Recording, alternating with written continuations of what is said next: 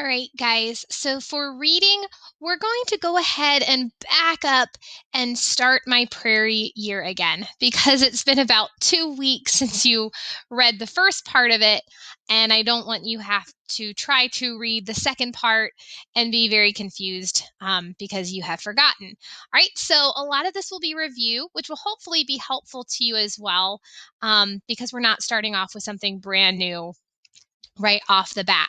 All right, so let's review the vocabulary. We have billow, canvas, envy, hoist, proprietor, and tepid. Now, off the top of your head, do you remember what any one of these words means? All right, let's see how you do. Number one, the American flag billowed from the back of the fire truck during the Memorial Day parade.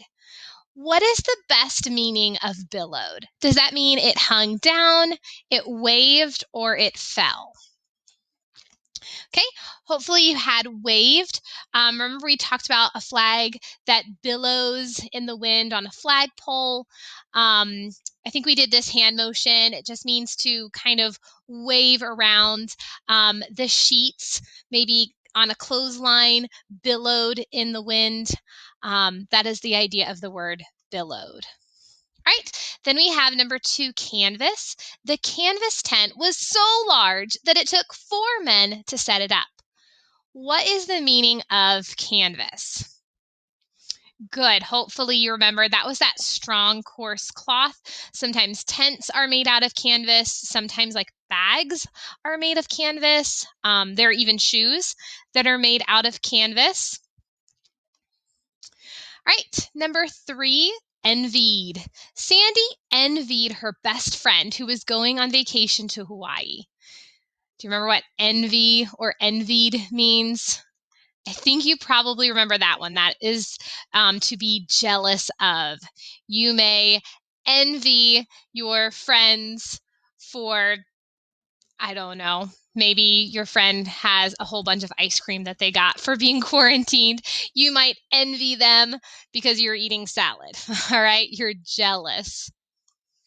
All right, number four, hoist. Craig helped his father hoist the canoe out of the lake.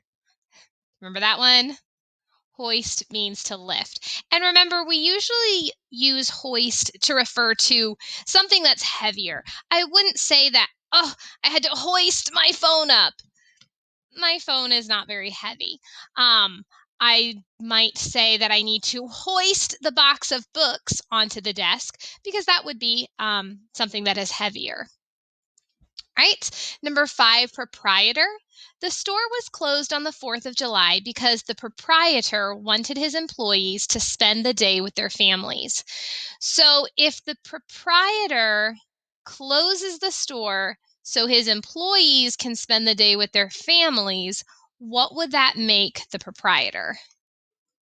Good. That would make him the owner of it. All right, and the last one, number six, the tepid soup did not taste as good to the children as the steaming soup did. All right, tepid has the idea of warm. All right, you don't want to reach for your water bottle after a hot day outside playing and find that the water inside is tepid, right? You want it nice and cold.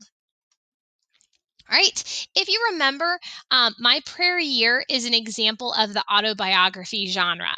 Right? It's the story of a real person's life, and it's written by that person.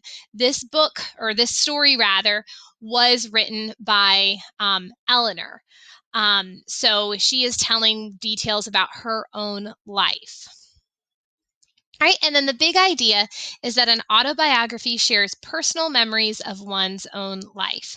So as you read My Prairie Year, be looking for number one, those vocabulary words.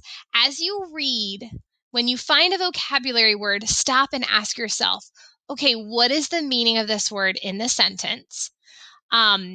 And then also be looking to remember, okay, what activities did they do on each day of the week? Okay, so do a good job reading.